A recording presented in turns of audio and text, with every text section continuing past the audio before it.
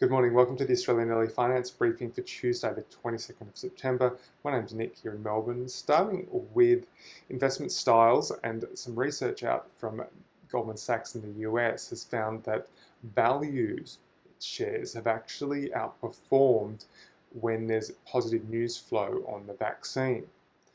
So versus, say, cyclical or defensive stocks, it's value that does the best. They looked at a period of between the 22nd of August and the 8th of September.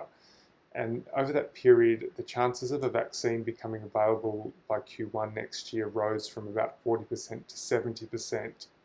And they found that value outperformed growth by about 3 percentage points over that period. They say that value stocks tend to have short duration cash flows, so will outperform in a rising rate environment, while cyclicals and defensive have similar durations on average. So that could explain why it's implying that the quicker the vaccine's out, the quicker the economic recovery, the quicker inflation returns, and the quicker rates go up. Moving to energy now, the world's largest exporter of LNG, Australia is likely to lose its ranking back to Qatar, who were the world's largest exporters up until last year when we took their place. They're clearly not happy about that, and they're being very competitive in terms of pricing now. The lowest cost producer, some analysis from research house FACTS says that their sort of production cost is around $5 or their break even per million BTU, whereas Australia and many other projects are around 6 to 8. So what has Qatar done? They've actually lowered the indexing of their natural gas contract pricing versus oil. So LNG is normally priced versus oil. Oil's obviously down, but that's still not low enough for Qatar. They've actually lowered the index as well. So at around $60 a barrel of oil, their index for gas equates to $9 per million BTU, which would mean all projects are viable that are sort of in the works in the world. Now they've dropped that to mean at $60 for oil, gas will be $6. So that essentially makes most of these new projects unprofitable, except for the ones in Qatar. And as a result, they're announcing, they're going to increase their production from 77 million tonnes to 110 million tonnes through to 2025. And that will have a big impact on the investment in the west coast shelf of Australia.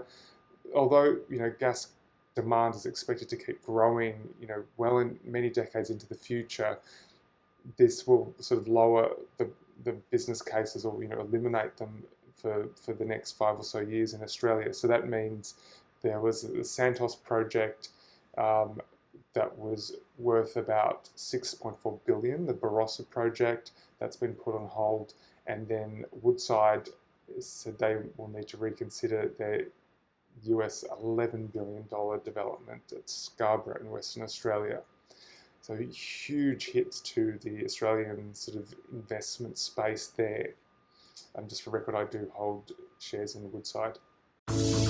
Staying with energy, and now to batteries. Today is battery day for Tesla in the US, much hyped announcement today, and Elon Musk has said there's going to be several big announcements, a couple of them. Firstly, it's expected that they're going to announce a really, really lowered cost of production.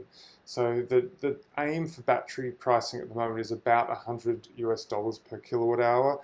There's some analysts, such as Credit Suisse, anticipating that he may announce $75 per kilowatt hour, which will have a huge impact on global automobile supply chains and many other industries, because it will really make electric cars much cheaper, and other industries as well. The other thing is that the million-mile battery is expected. So these are sort of a durability measure of rechargeable batteries.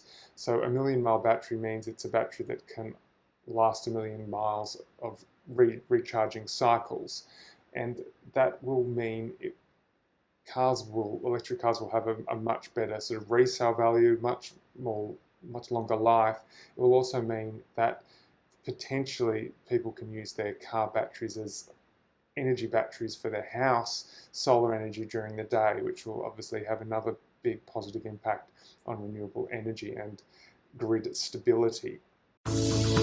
Staying in the US now, and the founder of the world's largest hedge fund, Ray Dalio of Bridgewater and Associates, has made an interesting statement to Dow Jones Newswires, saying that capitalism in the US needs to be turned on its head.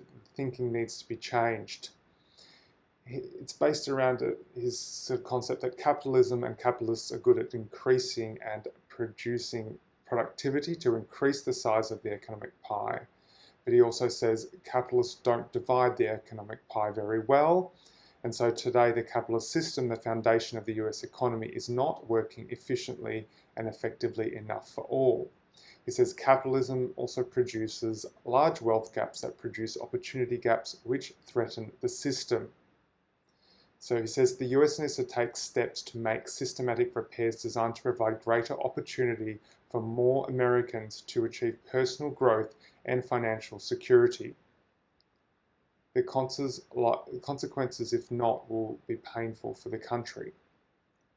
So he says these wealth gaps produced by capitalism give unfair advantage to the children of rich people because they get a better education, which undermines the equal opportunity notion.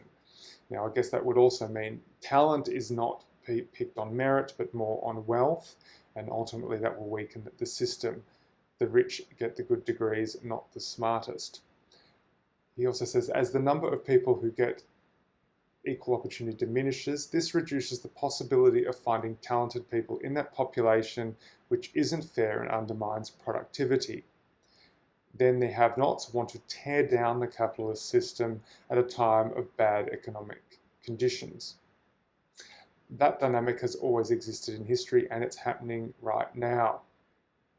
So he says, without a real redistribution, the economic pie will not be able to grow, and therefore, printing money and taking on more debt is not the answer to prosperity. It has to be innovation, productivity, and those sorts of things. And capitalism needs to be rethought to let that happen. And moving to the markets now, we're seeing quite a bit of a sell-off in the US, particularly in the small cap. The Russell's down over 4%, whereas Nasdaq's off just over 2%. And it seems largely driven by renewed virus fears. Boris Johnson in the UK saying they may have to do more lockdowns there. Fears in the US as well, that heading into the cooler months in the Northern Hemisphere, that will lead to at least another wave. They're saying that based just on the timing of the vaccine, there's enough time to have another wave. So particularly the fact that small caps been hit would suggest that it's the virus that's driving market movements this morning. That's your early update for Tuesday. Have a great day.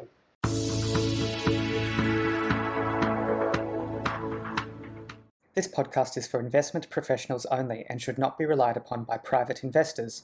The podcast is provided for informational purposes only and does not constitute financial advice. The values of investments can go up or down, so you may get back less than you initially invest.